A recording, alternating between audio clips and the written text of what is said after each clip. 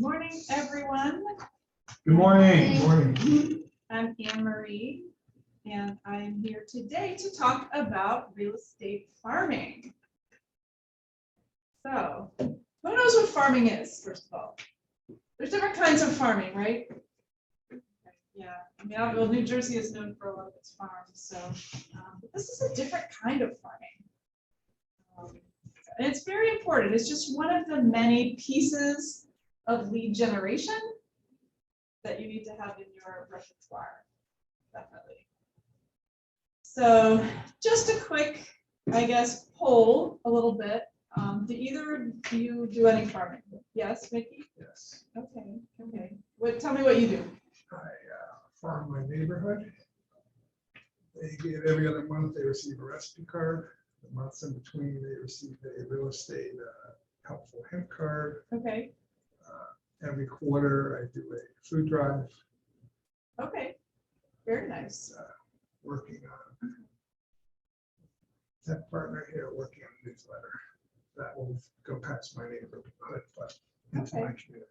Excellent, excellent. How big is your farm? My farm is probably about 500 if I count. My immediate farm postcards is 200. Okay, that'll total. My geo farm is probably going to be somewhere between 500 and 750. Okay, I just have to get proficient with the technology aspect. okay, okay. So somewhere between 200 and 750. I guess. The immediate, which is my neighborhood, where I live, Right. to do those activities. Okay. I'm going to do at some point a neighborhood, and that will hit everybody. Actually, my database, which is 2,200. Which are people outside of your Correct. neighborhood. Correct. Right, That'll be okay. more electronic farming. Okay, okay. And Stephanie, I know you do some things too, similar. Yeah, we have a small farm, just 100 houses right now we're started with.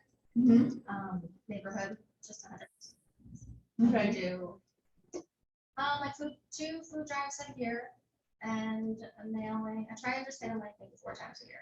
Right. Okay. Okay. Nice. Yeah, I mean, I think there's a fine line between too much and not enough. Right. So we have to figure out what that is.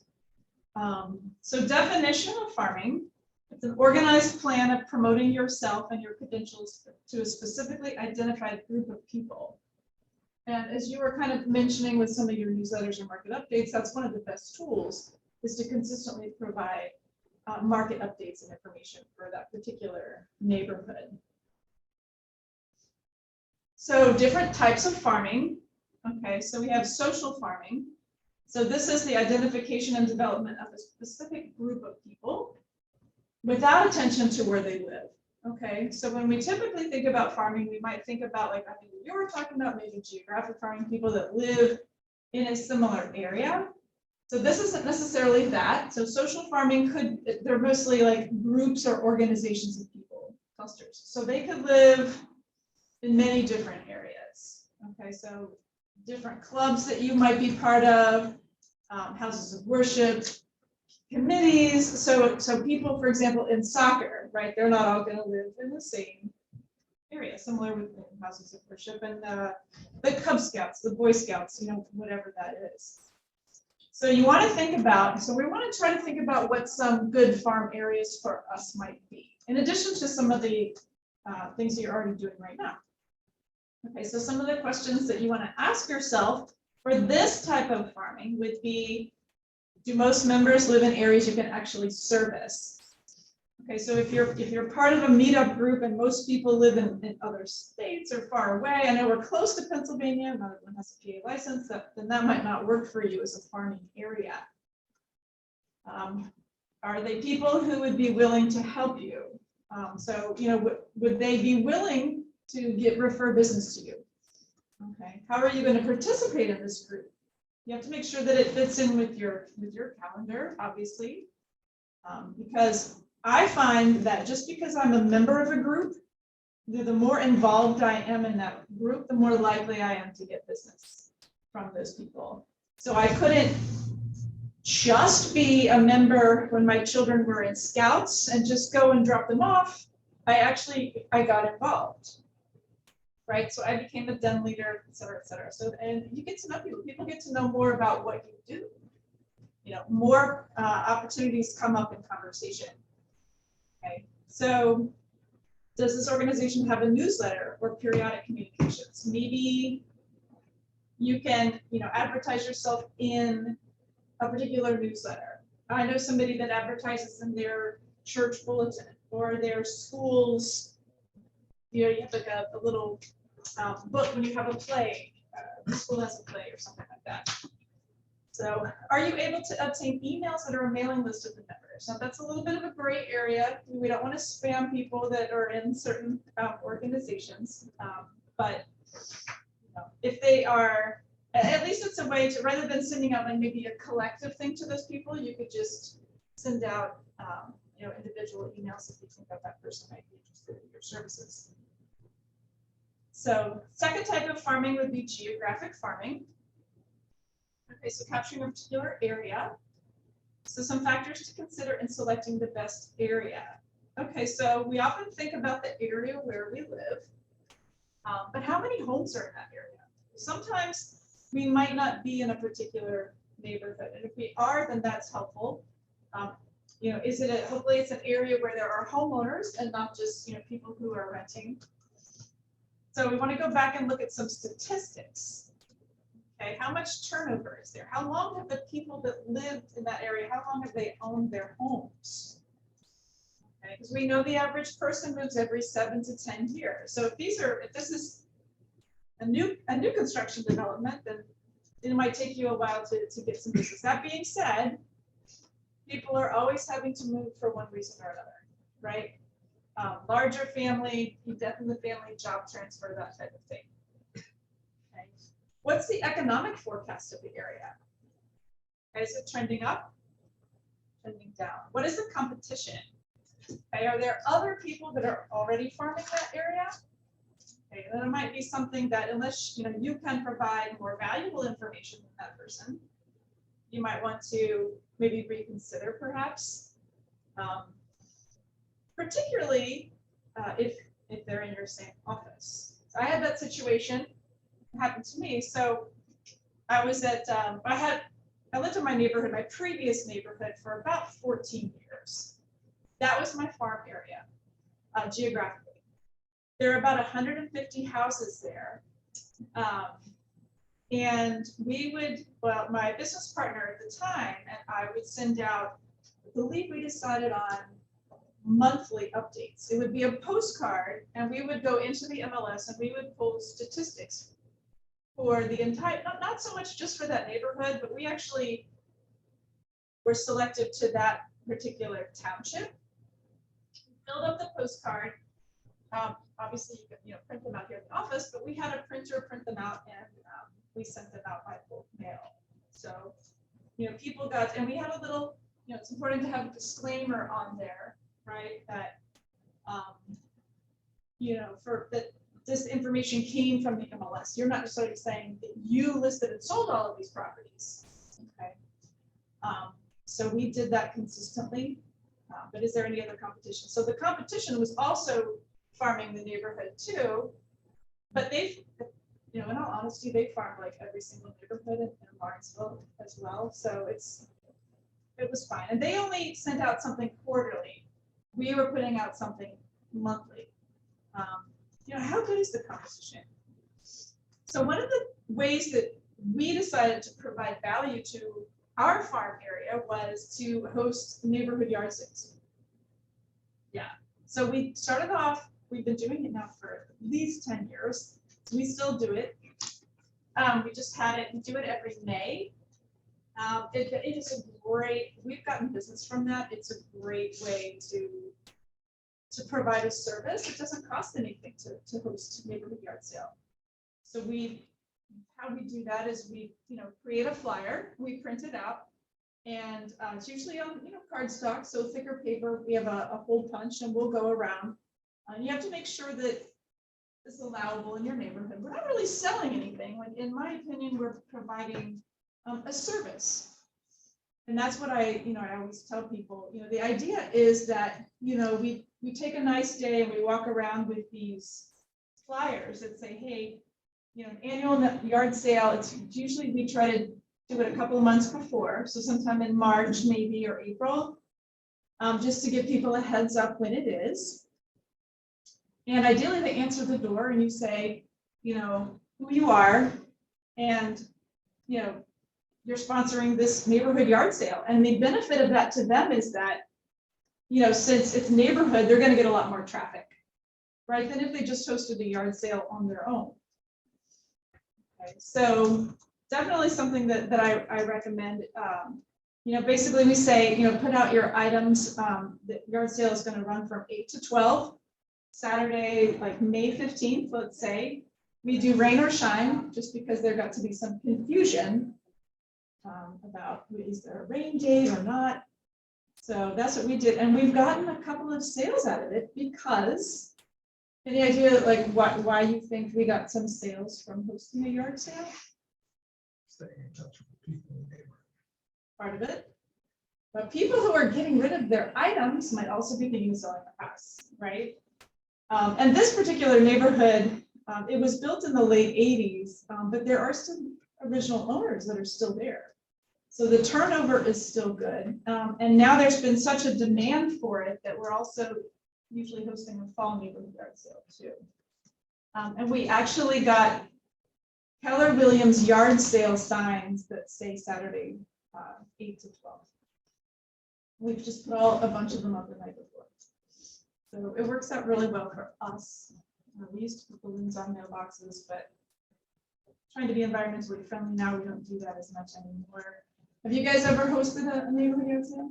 We did do that? When I was a prior broker, Okay. unfortunately, we had protected farms. Somebody joined, would switch, they joined a month before me, so I lost. I had 40 neighbors, about 400, I lost every farm, but we used to do community yard sales for 4 developments. I mean, requirement they had to do because it was required in our town permit, which was free.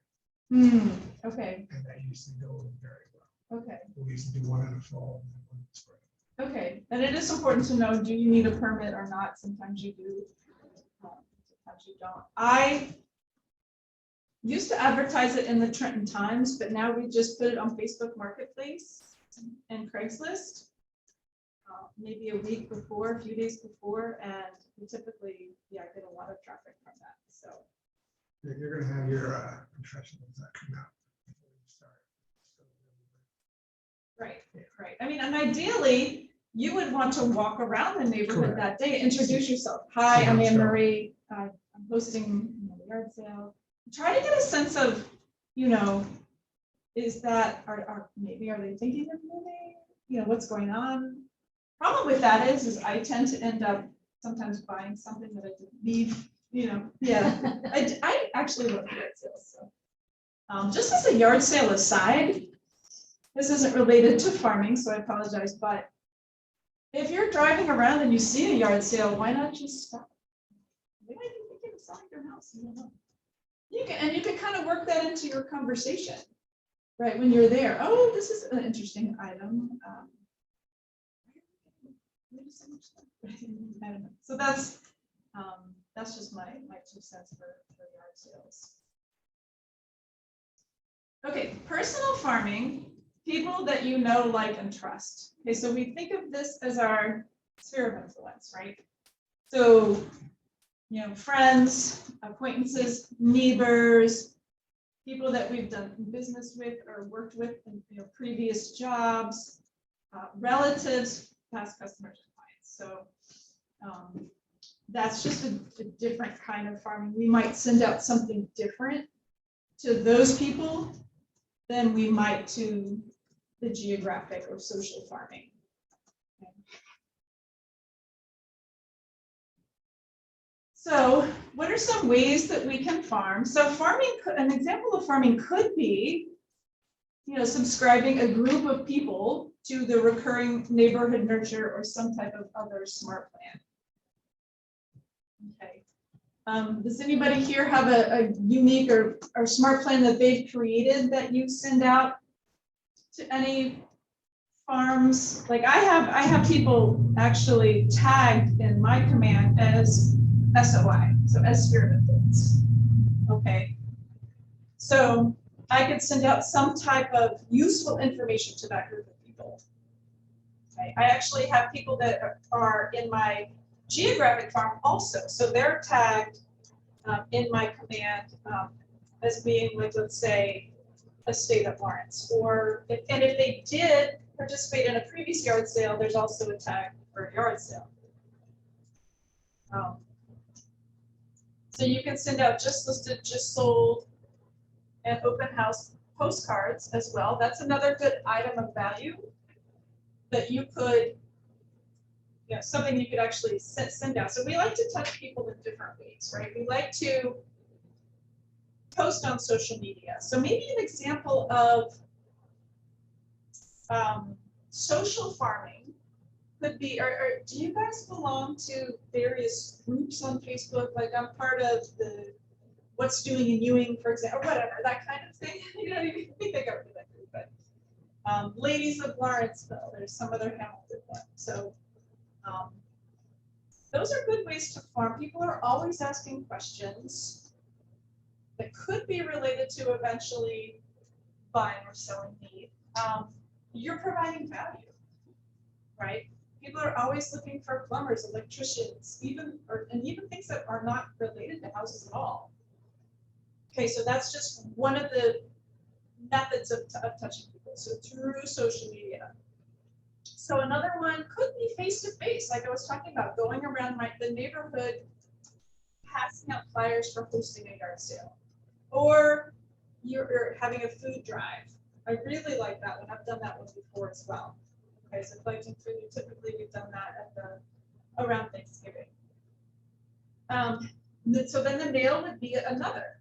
Okay, so actually sending out, do you guys actually do postcards? So just listed type of? I do just this. Okay, okay.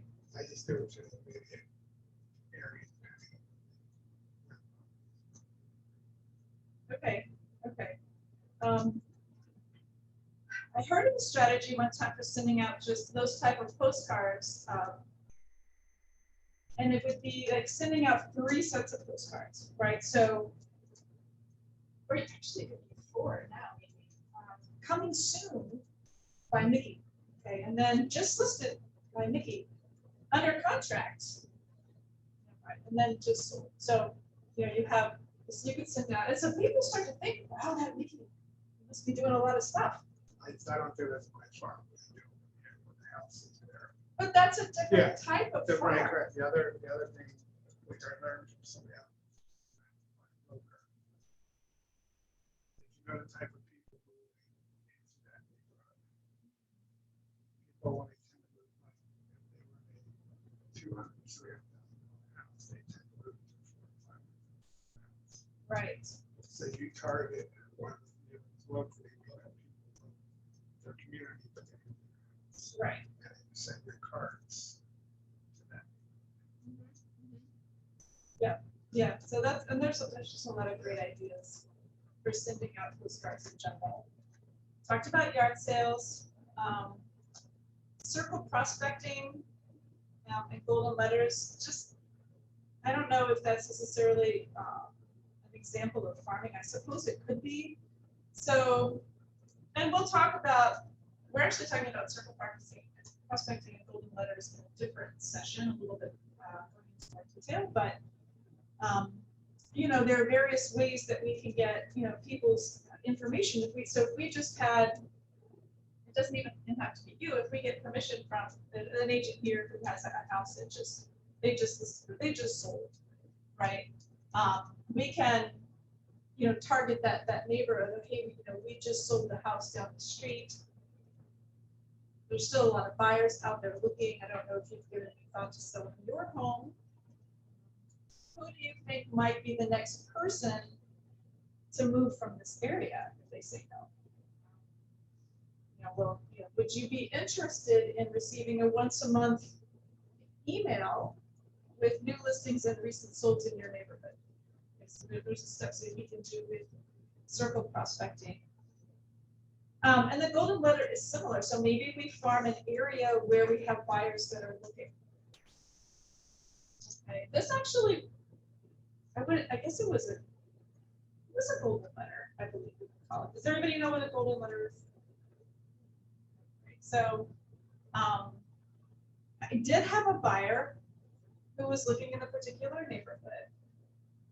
And so I actually went and I physically dropped off an envelope at this person's house, and I got a call from them later that day. So they're selling, and I'm hoping to list it today. As a matter of fact, So it's a golden buyer. from the golden letter, yeah. I mean, so it basically said I have a buyer looking to move to your neighborhood. They're pre-approved.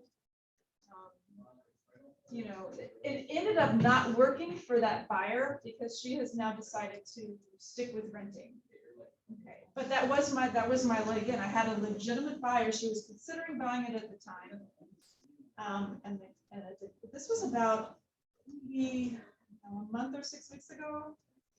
And the guy was not ready yet to list his home for sale. So I kept in touch with him over the last 6 weeks, and now he's finally ready. And so that was great. We made a connection. You know, we hit it off together, so that was great. Did you originally mail the letter? No, Oh, you dropped the. I dropped it off. Yeah, there aren't very many houses in this particular development in Lawrenceville. They're townhouses, and it's rare that something comes up for sale. So I happen to have a, well, I can kind of backtrack a little bit, but I happen to have a rental listing in that development. And so I put my sign in the yard, and it actually says, I guess the sign defaults to saying for sale. So I had a rider on there that said for rent, and I had my name and cell phone number. And I got a few calls from it. Oh, you know, and this is a little bit of an aside too, so I apologize, not really related to farming, but people would call and say, oh, is there this house for sale? And no, it's for rent. But now I'm able to say, but I do know of one coming on the market soon, so I'll keep you posted. So I have those people's contact information. So that was great to work from there. Okay, so this just kind of walks you through how to set up not only neighborhood nurture, but some different things. I know everybody here probably knows how to do that. So I'm not going to go through that at this point, but we can always do that at the end if we need to. So putting people on a smart plan, having some kind of so this could be an example of just a smart plan. You can call it farming or something, maybe. So put them on the neighborhood nurture smart plan. You can add a delay, maybe 7 to 10 days, and then you can set a prompt to make a phone call. Oh, hey, I don't know if you got my email, neighborhood nurture. You know, I was curious to know what you thought about it. Delay, maybe some type of other interaction later. If you have Twilio, you can send text messages through the system as well. So if you know of something, maybe an event coming up in your geographic farm area, maybe like a new ordinance or something that's going on. Okay. So this just kind of repeats itself. Maybe we want to be thinking of a different item of value that we can provide to these people. So maybe a certain task would be, you know, mailing out your. If I was going to do a newsletter, it would probably be. I don't think I would do it monthly. I would maybe consider doing it quarterly, and then put a lot of thought into it. So whether that's something that that you create yourself and mail or hand deliver. Or you can also get those like door hanging bags, so you can always leave them there if you don't want to mail something. Could be an option as well. Just a postcard sample of that. So not only do I mail these out, I email them out too. But I won't. So we don't always have the emails for the area where we have the listing, right? And we can try to use Cole Realty Resource or RedX or something like that, but if that's where it can be hit or miss, which is why we tend to mail. to those areas. But I will also create a just listed postcard and email it to my sphere of influence or past clients. And it just reminds them that, yes, Anne Marie's in the real estate business.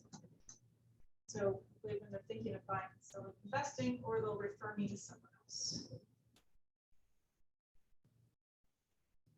This is kind of an example of one of our neighborhood yard sale flyers that we created. We experiment with different, I guess, types of flyers, depending. And we tell one of the, I guess, part of our unique value proposition is that we do this. We'll do this in your neighborhood, we tell people. So whenever I advertise that we're hosting a neighborhood yard sale, I'll say, if this is something that you would like us to do in your neighborhood, please let us know. So we actually used to do a couple of different neighborhoods in Lawrenceville. No. Yeah. Okay. Yeah. Well, they're right. And maybe you know of another area that's doing a yard sale and you want to combine it with that same weekend. So I don't know how familiar you are with Lawrence, but like there's the Pine Knoll neighborhood, they have their own yard sale. Yeah. Like so the neighbors do their own. Colonial Lake's kind of isolated. Yeah, right. There's not much else near there. That's true. So we would often do if Pine Knoll was having their yard sale, we would often move over into the other side of Princeton Pike area, Nassau 1 and 2. Yep. And I know that my business partner at the time has got some listings over there. As far as I know, it just didn't seem to go over as well as David Lawrence, where Lawrence now. And then we also used to do, I think it's called Federal Hill. It's off of Bunker Hill Road in Lawrenceville, that area up there. We've done it there too. Across from the apartments. There's single family houses across from the adventure. Stewart's Watch, Stewart's Crossing. Yes. Yeah. Trafalgar. Yeah. Right. And we looped a Keller Williams agent in with us who lived over there, I remember. But that was years ago, because we didn't want him to. We wanted to loop him too. So circle prospecting, that could be new Keller Williams listing, maybe hosting open houses is good. So, I know you guys probably host a lot of your own open houses. But if you ever host an open house for someone at the office, that would be a good way to circle prospect sort of farming, and then the just sold as well. So an open house, this is a different topic for a different day, but whenever you guys do host open houses, just curious, do you go around the neighborhood ahead of time and invite the neighbors? Not so much. I have in the past. I have to. Okay. No? Really?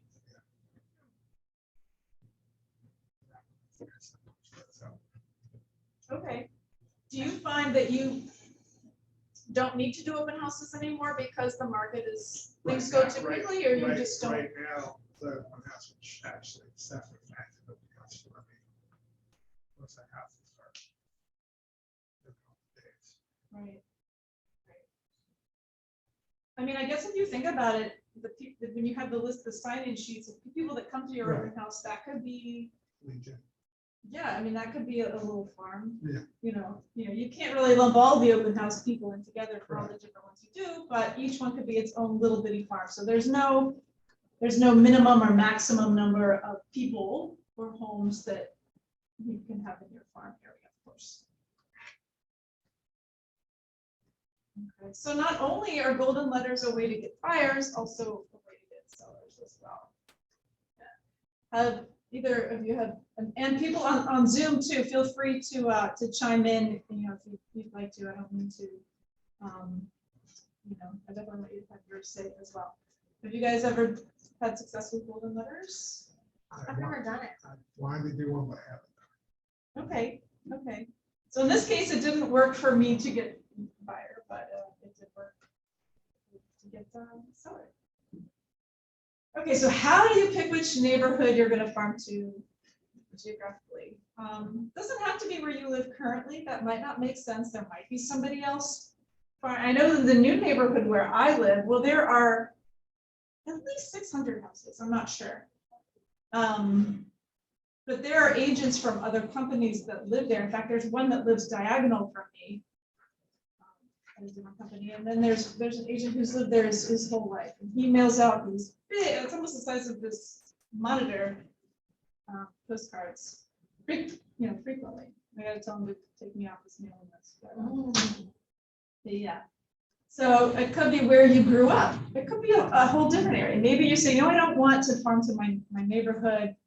I want to search for an area where people have lived in their homes a really long time.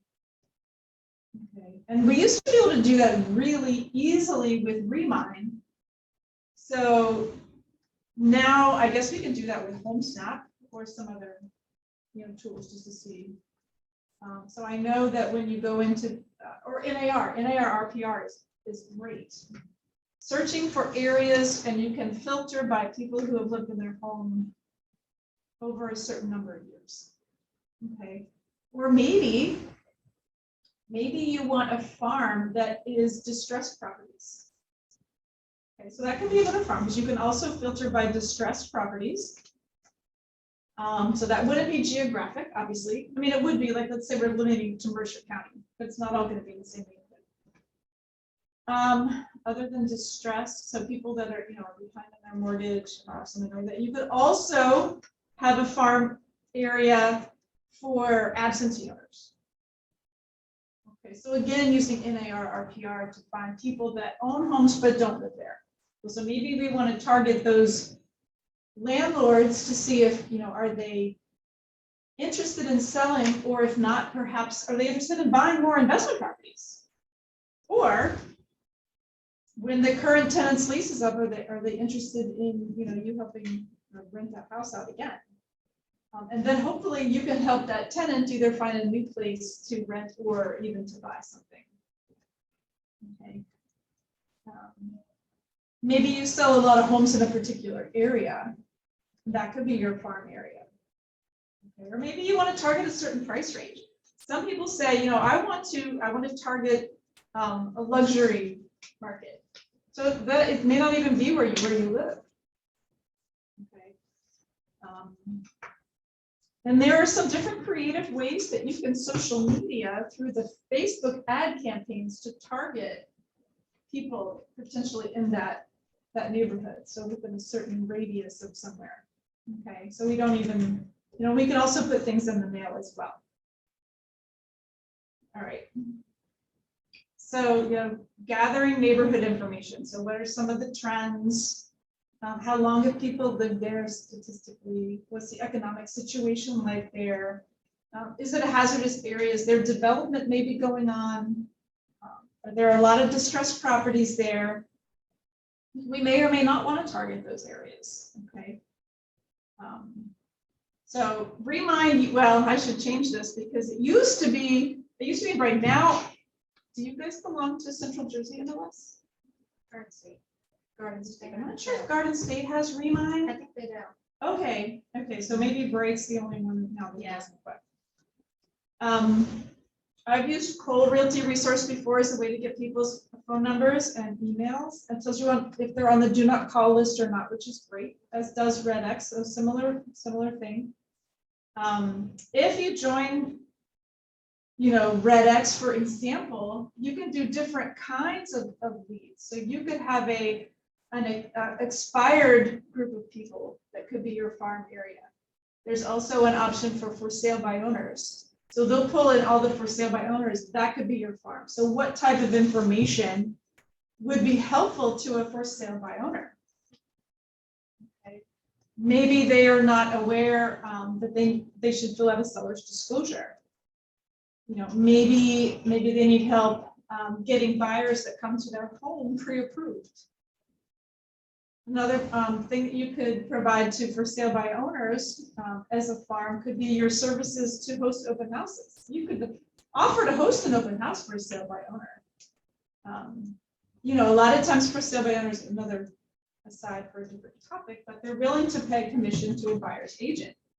So, you know, you wouldn't, by hosting an open house for them essentially for free, you know, you're not going to be getting any listing commission from that, obviously. Okay, but you're also, you know, providing a service for them. So I think the statistics, at least the last I checked, was 80% of the time for sale by owners end up listing with an agent in the first 2 months. Now that might be, I don't see as many for sale by owners as in this market, but maybe it's because they go so quickly. Okay. I saw one in my neighborhood not too long ago, and I jotted down the phone number and called, and she was actually very appreciative. You know, so you could start off by, oh, I live in your neighborhood, I drive by your house all the time. But yeah, they already had a buyer. So Mojo is similar to these other two resources, Red X and Quote Realty Resource. I think there's an option where it can actually dial for you, so it makes things a little quicker. Looking in the tax records, at least you can get people's names, you know, from the MLS, if nothing else. BeenVerified.com is another good one for white pages. Okay. Maybe going to some type of community event where people have to, I know occasionally, so my person I used to work with would post like, I think it was pictures with Santa, right? So a community event. And of course you had to put down your name and email in order to get the picture sent to you. So that's just another idea. And you know, you want to think about, this is also maybe a little bit of an aside, but what community events are going on in your neighborhoods that you could participate in? Okay. I know Lawrenceville has Community Day, so an event in the fall every October, and we have done it before, but I think it's at least I think it's been a while. I'm not sure if we could. Yeah, so maybe I didn't have it during COVID, but you know, we'd have a little tent there. There would be prizes, so you would have to fill out some information in order to be entered in to win some type of prize, right? Okay. Next door, and then do different social media groups that we talked about. Okay, so thinking about a marketing plan. So I think it depends on what you're sending out and which group of people you're sending it to. Okay, so I say, you know, 12 touches a year. So maybe my geographic farm area gets touched 12 times a year. Maybe two of those is the yard sale. 4 would be a quarterly newsletter. And that's in addition to maybe a once a month neighborhood nurture email. Okay, so different ways. You know, add value, include some type of call to action. What would be an example of a call to action? If we get somebody to call you, what would you say? What would you usually say? I mean, the typical one is like, interested in the free market value analysis? Or something like that. So there are a lot of great templates and designs, okay, that you can. I know an agent here was really successful, and there's one in designs, I think it's called maybe Market Update, in printing that out and delivering that to her neighborhood. Okay, very easy to edit. Neighborhood events. So what are some other creative things that you can do? Can you host a block party? That's often a good one. Okay. I've heard of people hiring a shredding truck that's going to come by. And you guys do great jobs at the homebuyer seminars. The people that come to your homebuyer seminars, you get their contact info. That's a farm. That's a group of people that are interested in buying a house. Okay, so obviously what you're sending to them is going to be different than some of these other groups. What's that? I said we were doing more farming, we didn't know it. Exactly, So exactly. it's a Bible Belt. Regular posts on social media. So we're gonna talk, I think I'm gonna talk more about social media maybe next week. I personally subscribe to Keeping Current Matters. So I guess maybe the people that follow me on my business Facebook page could be a farm area, but do you do Keeping Current Matters? I do. I get an email on that forever. Okay. Almost daily. I want to say it's $40 a month, but it will post I automatically. think it's only 30. Maybe 29. 30. Sure. So can you customize different things? No, I'm on like the basic plan, so I can like pull out some content, but I can't do like emails and actually I don't have access to social graphics. Okay. Maybe that's like. Okay, that's probably what I have because yeah, you can add your contact information to that. You can, there's blogs. So I share the videos. blogs like weekly. Yeah, so those are good. But also posting your own stuff on social media. Participating in online discussions. So yeah, when people are asking about anything related to your community in these groups on social media, definitely chiming in there. Local area expert. So that's another thing that we can tell people when we reach out to them is that we can provide them with resources. We have a list of vendors that we can refer, for electricians and different things like that. Let's see what else. Hashtags is very important.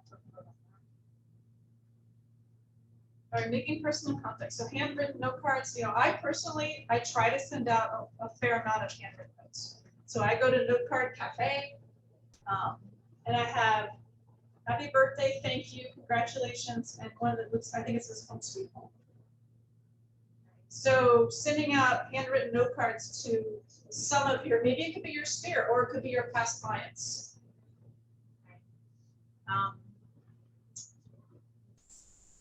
Custom real estate review. So I have a targeted, I guess, partially my sphere of influence, but mostly, so anybody, let's just say, for example, I think I have about 800 contacts in my command right now. So I would say, how many of those are past clients? So I have those narrowed down. Every past client gets some type of real estate review at least once a year from me. That's where I go into NAR RPR, and I provide them with like a little mini CMA, right? Maybe they don't know how much equity they had in their house, and they can use to purchase a different property, a second home, investment property. Okay, and I add on to that, in addition to past clients, anyone in my sphere that has ever talked about real estate to me before. Whether they've had me do a CMA once, it didn't turn into, whether they told me that they might be looking in 5 years from now, whatever it was, they're getting a custom real estate review from me. Typically in the spring is when I do that. We can also make phone calls. Okay, obviously, we have the numbers, for our sphere. We may not have them for some of these other people we might have to use, but that's for, which fortunately scrubs these people too. Email. So I guess the point of this is talking about all the different ways that we can touch people, right? Pop buys. Pop buys is something that I should probably do more of. So actually delivering some item of value in person. Some people think that that's a little bit hokey, like they're always things related to a season or a holiday, right? That you can go around and deliver.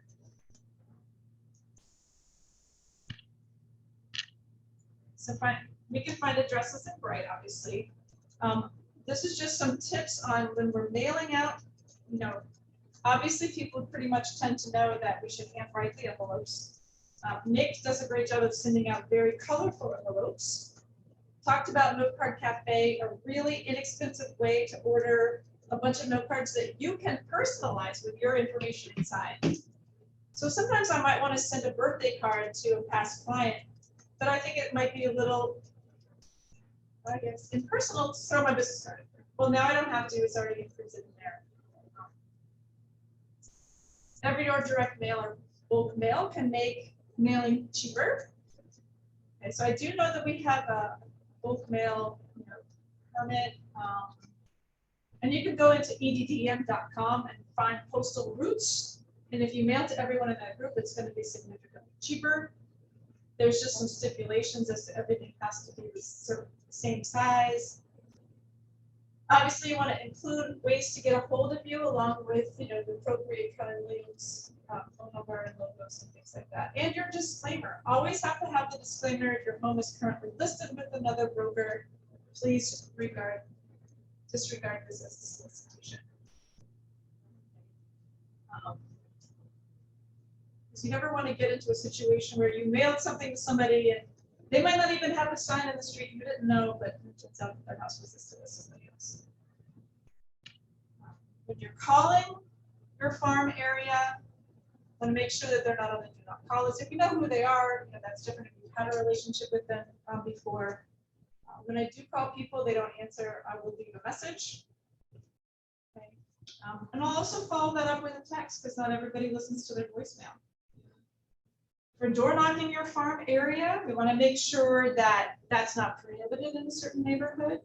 I know one time we were door knocking in Pennington, and a neighbor called the police, and the police came and said, there's an ordinance, you can't door knock in downtown Pennington. Okay.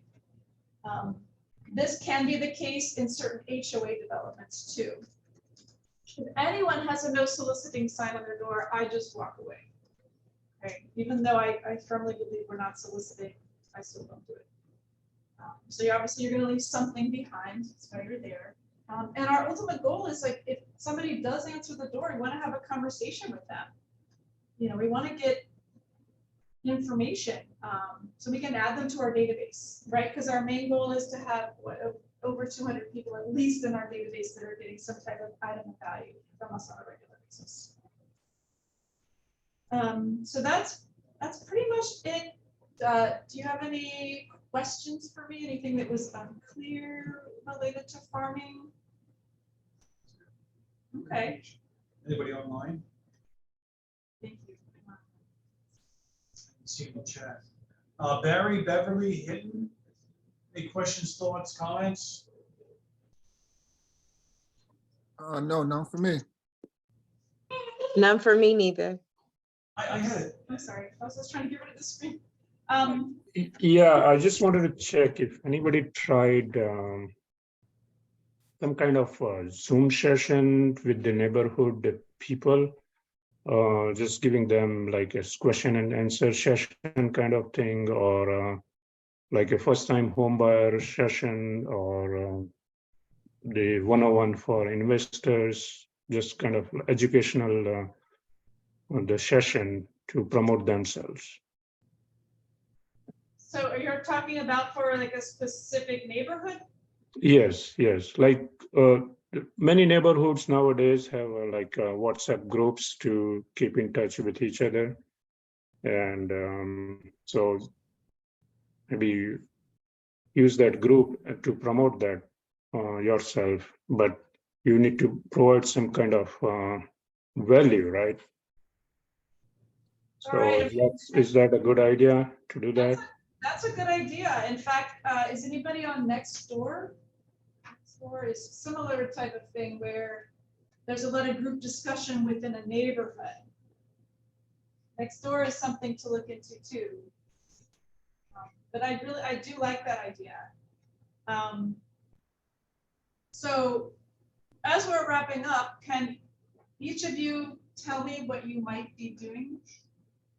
I actually had one question. Oh, okay, and maybe it's something a continuation or follow up. Maybe it was something with Chris Norton, but I know a lot of times when we're looking at the farm territories, we're really looking for a neighborhood that turns over with some frequency, and you touched on that. Mhm. Is there any specific technical resource, right, RPR or other that you would recommend where agents could go to get that information, kind of glean those insights on what the turnover rates might be for neighborhoods in order to decide if that's, going to produce the returns that we hope? Definitely NARRPR.com. It's free for members that are in the National Association of Realtors, which we are. So If anyone hasn't logged into NARRPR, so National Association of Realtor Property Resource.com is what it stands for. You can search for an area and filter by how long they've lived there, yes. You can also filter by distressed properties. You can filter by absentee owners. So a lot of great ideas for narrowing it down.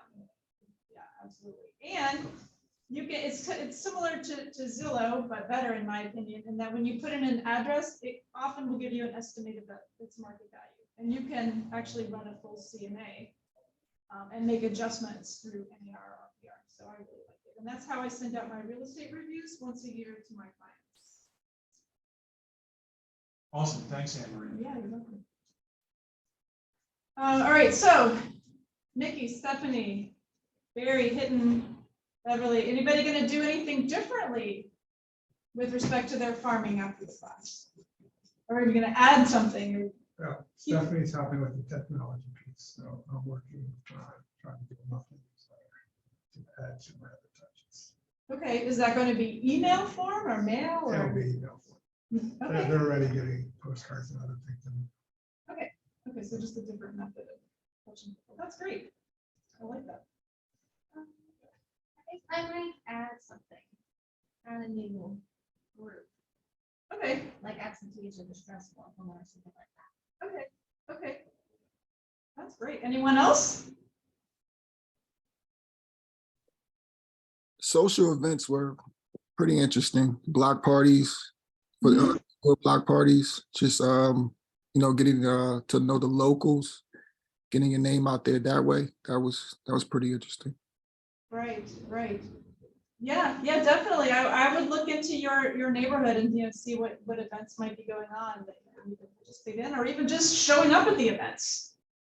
You can even do a little. I did a video of the event one time. I didn't register to participate. I just was walking. I'm like, wow, here I am at Fun Fest. You do a little video, post that on your social media.